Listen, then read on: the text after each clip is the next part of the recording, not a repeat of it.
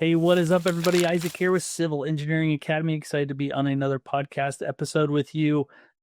This one I had to record on my phone. We got some technical difficulties going on with our other software, so we're going to give this a shot. But appreciate you hanging around and checking things out. I think you're going to enjoy this episode. Obviously, I have Mark here with me, but we are going to talk about some Chinese-funded mega projects that were built years ago, actually, and they're discovering that they've got some problems. And I think it's actually a really fascinating issue. So we wanted to talk about it together and cite some specific projects that are out there that are having some troubles. So without further ado, I will go ahead and shut up, and it's going to be coming up right after this. See you in a minute. All right. Hey, what's up, Mark? Thanks for joining me again. Hey, how we doing? It's always a good time. I always like being on. Good. We're just coming off the 4th, so lighting the old fireworks, but maybe that's the inspiration behind this episode. We wanted to see maybe what some other countries are doing with their infrastructure projects around the world. Yeah, and we're going to focus on China a little bit here because they're having some troubles. Yeah, so let's dive into that. So just as a little context to this whole episode is the Chinese have invested almost $1 trillion over the last decade in infrastructure projects across 165 countries plus. I mean, there's even more than that. And so they've been developing quite a few projects that are out there. There is a concern sometimes that is popping up.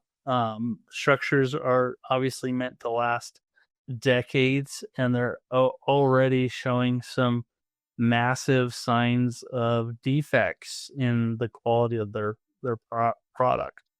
So I don't know, maybe I'll start by pitching you that question, like, why do you think that is right now? Why are they seeing issues? Well, there's several reasons. I think there's like a general lack of incentive, right? So with communism, there's not a market-driven incentive for performance. And so I think when the funding for these mega projects that we'll bring up some specifics here, when there's a lack of incentive, so there's not any market pressures for profits, there's a reduced drive to innovate and improve processes, right, and ensure quality. Because in a regular, capitalist type market, whoever's performing the work is incentivized to do a good job, because if the project fails, then their company fails and they don't do any more work. And so that's a huge motivating factor to make sure that your processes are in line, your quality control processes, and you're trying to hit industry standards. That's another thing that we kind of take for granted in our markets, is that we've got industry standards that have been established and renewed, and there's a lot of university and academia backs up a lot of the procedures that they've tested and done a lot of research into, and ensured that that those industry standards meet a certain level of quality to meet the design intent. And and in countries like China, that same amount of effort, not only from academia, but just from the industry standard point of view, and establishing those standards and sticking to it, I think is lacking as well. So all those things, I think, combine to have these projects being produced with some inferior craftsmanship, to put it that way, right? And so I don't know. That's my initial assessment on what I think is going on. It definitely makes sense. I mean, I the think first there's example. some reporting. There's some. I was just saying there's some reporting and I think some investigating that will back up that my opinion on that. But That makes sense. I think one of the first projects that gets brought up in the examples, and this is all coming from a Wall Street Journal article that we'll reference in our show notes. But the first kind of example that kind of pops up is a project in Ecuador. It's called the Codo Sinclair Dam. It's $2.7 billion. It's a hydro plant, and it was actually inaugurated in 2016. So you're coming up on 10 years.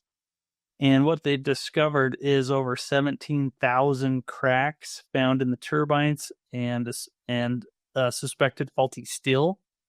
And so there's riverbank erosion that's threatening the dam and nearby communities, and it is just that's not good. So experts are warning of a potential collapse that will be imminent, and it's a big environmental fallout. So what are your thoughts on that one?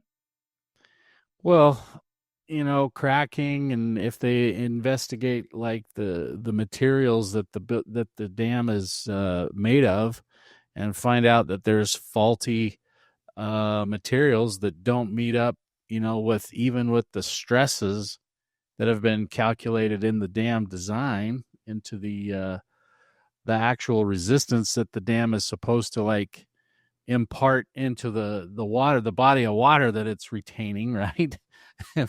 if the materials themselves aren't even coming up to strength, concrete and the steel that was in, I mean, man, that is clearly indicative of an operation that just did not have good quality control management procedures in place. And it could go back all the way back into the contracting phase. There may have been, I don't know how they structured their buyout, how China structured the procurement process in getting all of these contracts issued to contractors, but there may be some differing theoretical goals that they had there, where they were just, I don't know, maybe there was some back alley type arrangements that were happening, where they were paying some people under the table to give them a product that I don't know, that was just inferior. Maybe they were being paid to look the other way when quality testing was supposed to be being performed during the construction of the project. I don't know, but it's a horrible deal when the actual materials that a structure is built out of aren't performing or aren't, up to resisting the actual stresses that are going to be imparted on the thing. I mean, and especially if it's like a dam. I mean, having a building, a multi-family residential building per se, that's has lots of floors of occupants, that's one thing. But man, if you've got like tons and tons of water that are being retained behind a dam, and that gets let loose, I mean, holy smokes, there's all Yeah, kinds of this one damage that is can happen with that, right? definitely not good. This one's a horrible one that has come up. So everyone's kind of watching that one, but I mean, you're only 10 years into that and discovering quite a few problems. That is not good. And it's not the only one. There's a bunch of troubled projects that they've listed around the world. Another one's in Pakistan. It's a plant that's there. It's a hydro plant that opened actually in 2018 to 2019. Again, issue here is tunnel cracks that were discovered in 2022, and there is a risk of collapse with that could lead to a shutdown. And what they're going to be losing is about $44 million per month in damages because of that one. So, just a lot of these plants that have problems with them. So, I just don't understand the QA/QC process and as to why the materials are failing so bad. Are we just skipping steps? Are we paying someone under the table to let something go? But I just don't know what's going on there. Yeah, my opinion is I think the communist mindset is that there's no the basic needs are the only thing that needs to be met, right? The concept of maybe like I don't know, going up and beyond the basic needs, maybe providing something that may be considered a luxury or something. And maybe that's where, quality control might be considered, you know, kind of an excessive thing. We don't really need that. And so those kind of things slip through the cracks, and then it manifests itself in the ways that we're talking about here. So it's just it's tough, because I think that mindset is kind of pervasive in that communist mindset when things are being produced, and That definitely makes it's just sense. it's all about generating the output, right, over the quality. And I think that's manifesting itself into these projects that we're talking about. Yeah, I'll highlight just a few others. One's in Uganda. Um, I'm gonna slaughter these names, but it's called Isimba. It's 183 megawatts that's being generated there. They had over 500 construction defects there. They're missing some things. They had clogged turbines. They had frequent outages that all lead to problems. At another plant there in Uganda called Karuma, it's 600 megawatts, and this thing was delayed for 3 years, but they've discovered cracked walls and faulty wiring and broken safety systems. And kind of lastly, of the highlights, that's probably Angola, which is a massive housing project that they had.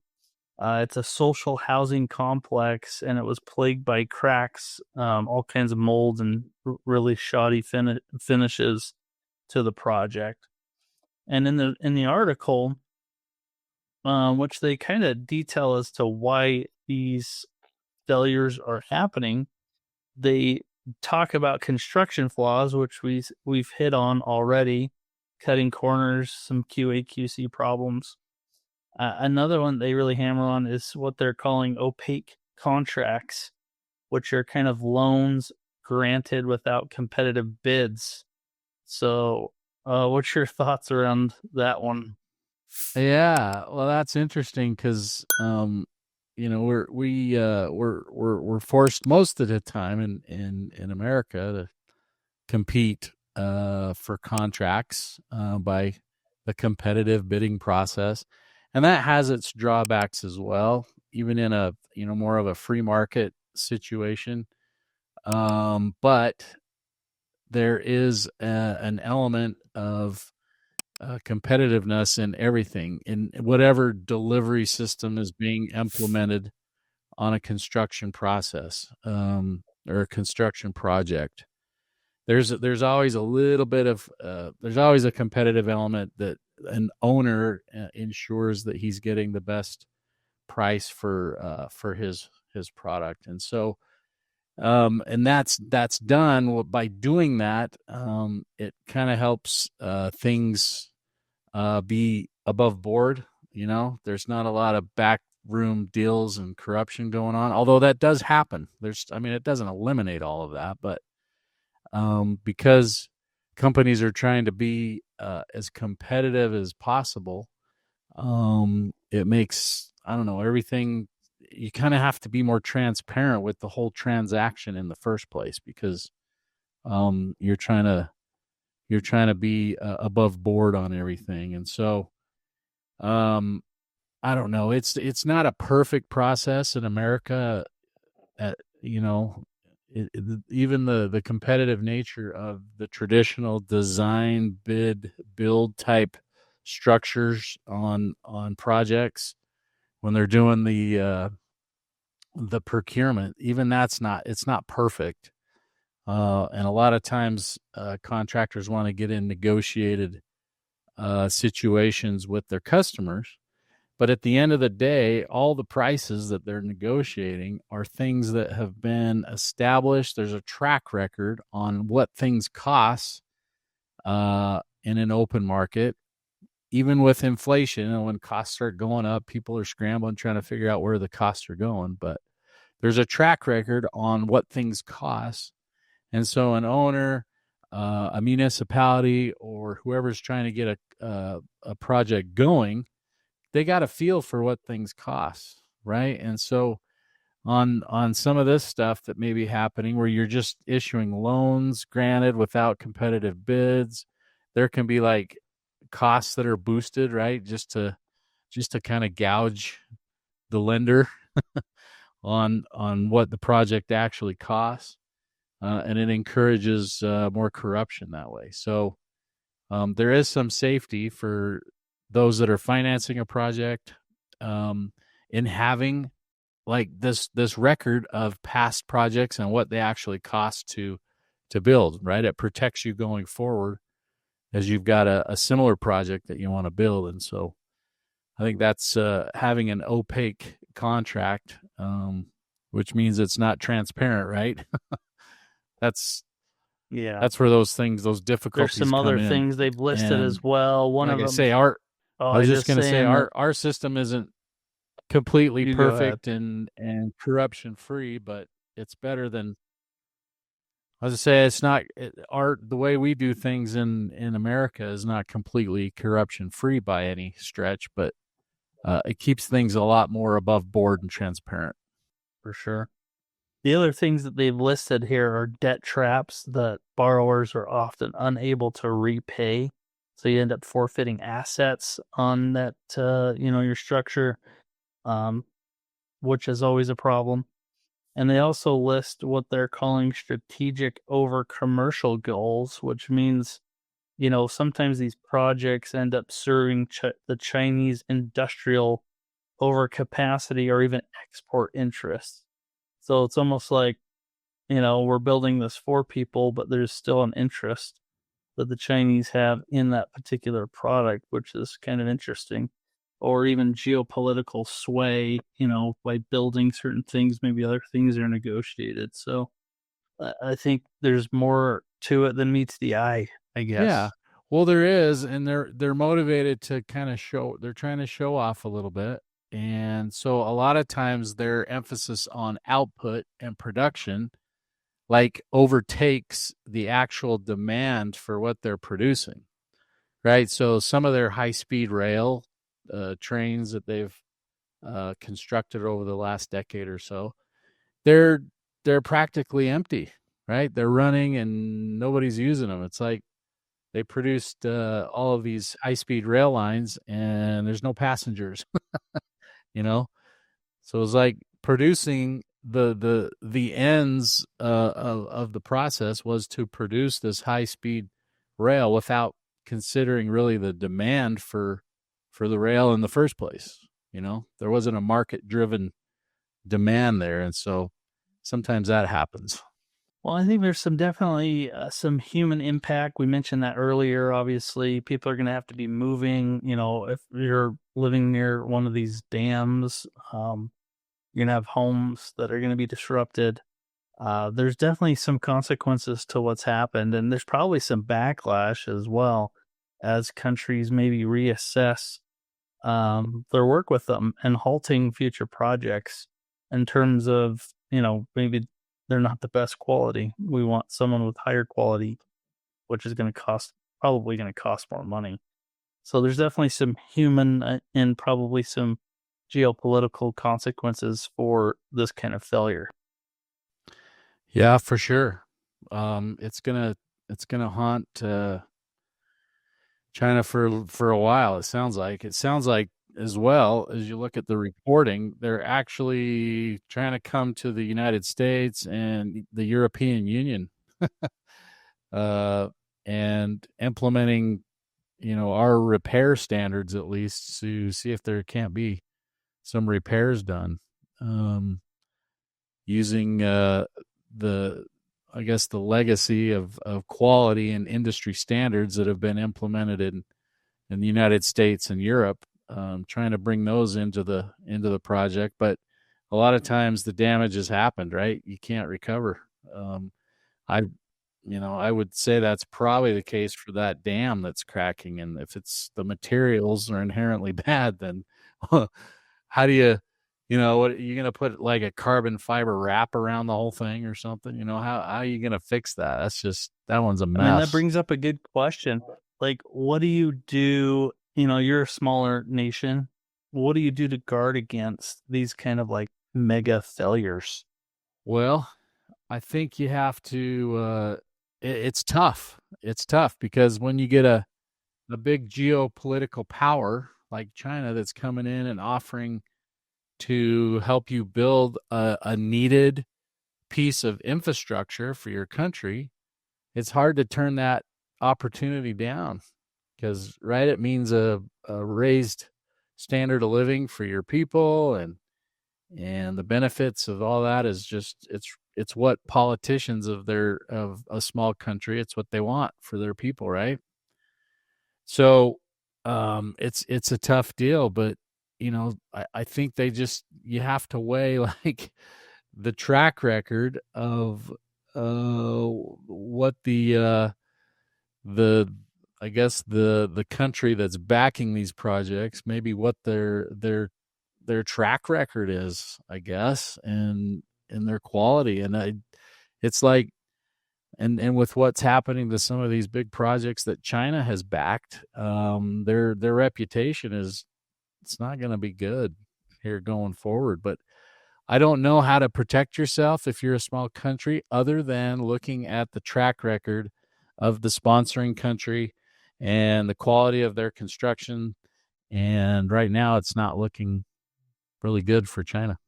Another maybe follow up to that question is, in terms of China, do you see a pathway for China to maybe upgrade their approach, or is the damage kind of done?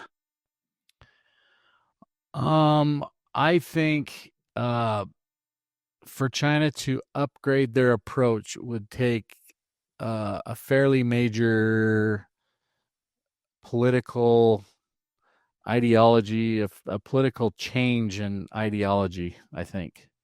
And I don't know that that's going to happen anytime soon.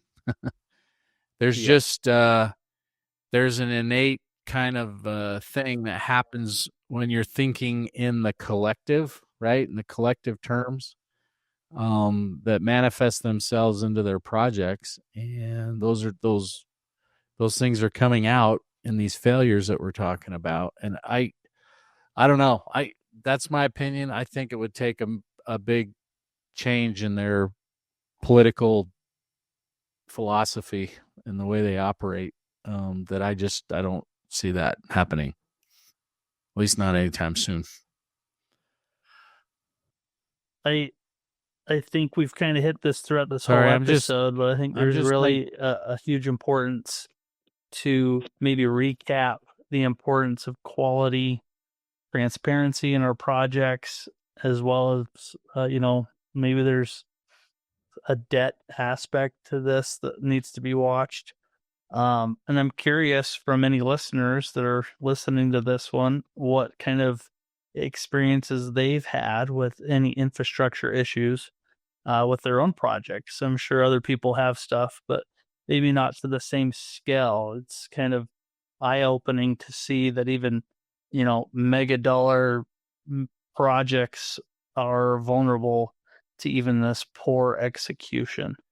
So is there any other kind of key summary points maybe you would make? well, I would say that what we should be trying to learn from China's mistakes here, especially with our government funded projects, right? Which tend to be the mega projects, especially the big highway projects, right? The big DOT type projects. Those are always government funded. Most infrastructure is government funded, and so we need to learn from China's mistakes and make sure that we're not trying to just make sure that the emphasis on output, takes precedent over everything. We have to be productive. That's what helps projects be efficient and keep the cost down, right? But that can't take precedent over a good, solid quality control program and sticking with industry standards that have been tested. There's a track record there of good performance for a lot of years. We just can't abandon those things, right? We still have to keep our head in the game on the quality. That makes sense. Well, Mark, thanks for sharing your wisdom with us on China's failure of these mega projects, or looks like potential failures. Appreciate you jumping on and sharing your thoughts. Yeah, thanks for bringing me back. It's always fun. All right, man. We'll talk to you later. Okay, we'll see ya.